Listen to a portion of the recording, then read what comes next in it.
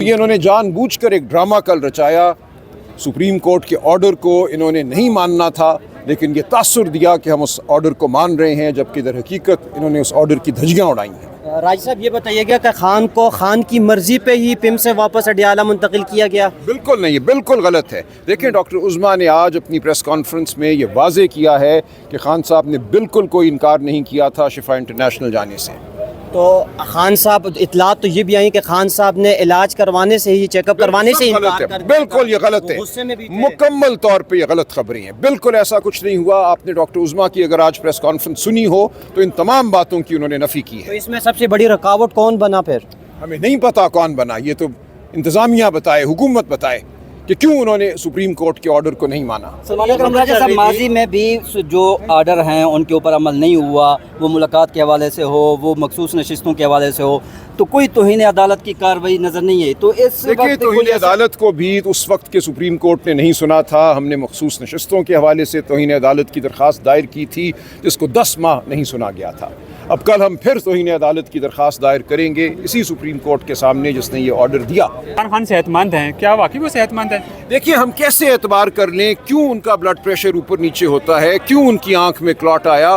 یہ تمام چیزیں جاننے کے لیے ہی سپریم کورٹ نے ایک غیر جانبدار میڈیکل بورڈ تشکیل کرنے کا حکم دیا تھا. تو کیوں یہ حکومت ڈرتی ہے ایک غیر جانبدار میڈیکل بورڈ سے جس میں ان کی بہن بھی ہوں، ان کے ذاتی مالج بھی ہوں. یہ اگر ہو جاتا تو ہمیں وثوق سے واقعات کا پتہ چل جائے. راج صاحب لاسٹلی یہ بتائیے گا کہ اس سب کے باوجود اب پی ٹی آئی 27 سپتمبر کی کال اس سے پہلے دے سکتی ہے؟ بھی بالکل ہم اسٹریٹ موومنٹ کر رہے ہیں. اگلے چند دنوں میں آپ کو ہم نظر آئیں گے سڑکوں پہ پورے پاکستان میں.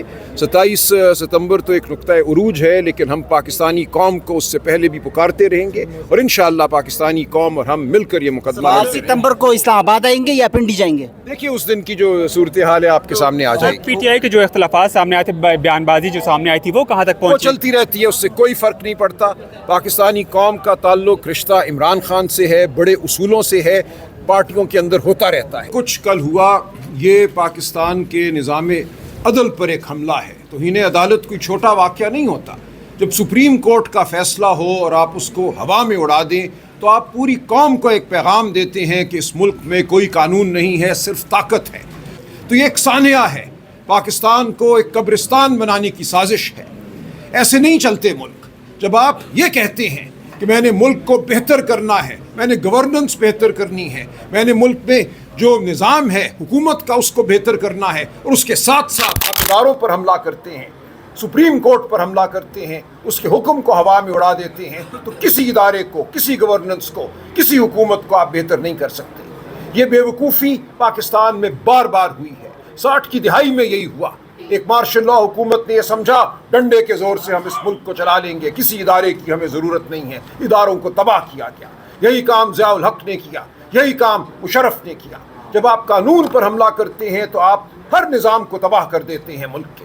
کسی کے دل میں یہ خوف نہیں رہتا کہ اس نے قانون کے مطابق کام کرنا ہے. ہر شخص جو ہے طاقت کی جانب دیکھتا ہے کہ طاقتور کیا چاہتا ہے، اور جب یہ ہو تو یہ عمل معاشرے میں پھیل جاتا ہے اوپر سے نیچے تک. تو کل جو ہوا وہ اس قوم کے لیے ایک سانحہ ہے. پاکستان کے عوام کے ساتھ، پاکستان کے فیوچر کے ساتھ، پاکستان کے قانون کے ساتھ، اور پاکستان کی اس عدلیہ کے ساتھ جسے لوگ مایوس تھے، جس نے ایک اچھا فیصلہ کیا تھا. مجھے امید ہے کہ خالق کائنات خدا بھی اوپر ہے، اللہ سے بڑا کوئی طاقتور نہیں ہے. وہ دیکھتا ہے، سمیع ہے، دیکھتا ہے، بصیر ہے، ہماری اشارہ سے زیادہ ہمارے قریب ہے، سب کچھ جانتا ہے، اس سے کچھ چھپ نہیں سکتا ہے. خدا کا قانون بھی پریویل کرتا ہے، وہ کبھی بھی کسی کو معاف نہیں کرتا. انشاءاللہ اللہ خیر کرے. پاکستان کے عوام کو مایوس نہیں ہونا چاہیے، ہمیں نا امید نہیں ہونا چاہیے.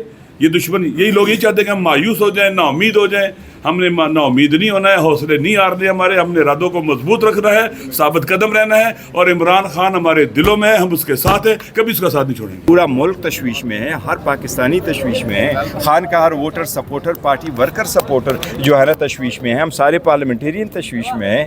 کچھ لوگ اس کو لائٹلی لے رہے ہیں، لیکن ہم ہرگز لائٹلی نہیں رہے. یہ سیریس میٹر ہے. اس لیے ہم نے بار بار کہا ہے کہ صحت پہ سیاست نہ کرو، صحت میں روڑے نہ اٹکاؤ، اس کو وہاں شفٹ ہو، جو ڈاکٹر کہے گا اس کے مطابق پروسیڈ کریں. دوسری بات کہ جو پریشر کی بات، تو پریشر شفٹ نہیں ہوا، پریشر اب ڈبل ہوگا. ایک ہمارا بھی پریشر ہے، عدلیہ کا بھی پریشر ہے.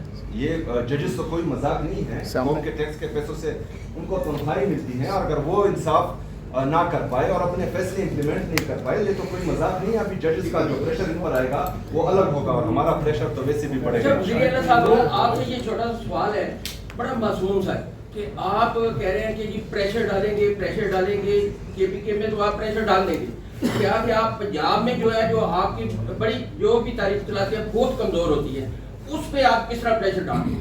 دیکھیں اس دفعہ جو حالات میں دیکھ رہا ہوں اور جس طرح جو لوگوں کا جوش جذبہ اور جنون میں دیکھ رہا ہوں, اور کل یہ 2-3 دن آپ لوگوں نے دیکھا کہ جس طرح جو ہے پورے پاکستانی عوام میں جو جوش تھا, جذبہ تھا, اور عمران خان صاحب کو دیکھنے کا, عمران خان صاحب کی ایک جھلک دیکھنے کا جو جذبہ تھا, یہ آپ سوچ بھی نہیں سکتے. اس دفعہ میں نے پہلے جو کلیم کیا تھا وہ اس حرکت کے بعد جو کل کی حرکت ہوئی ہے یہ ڈبل ہوگا انشاءاللہ.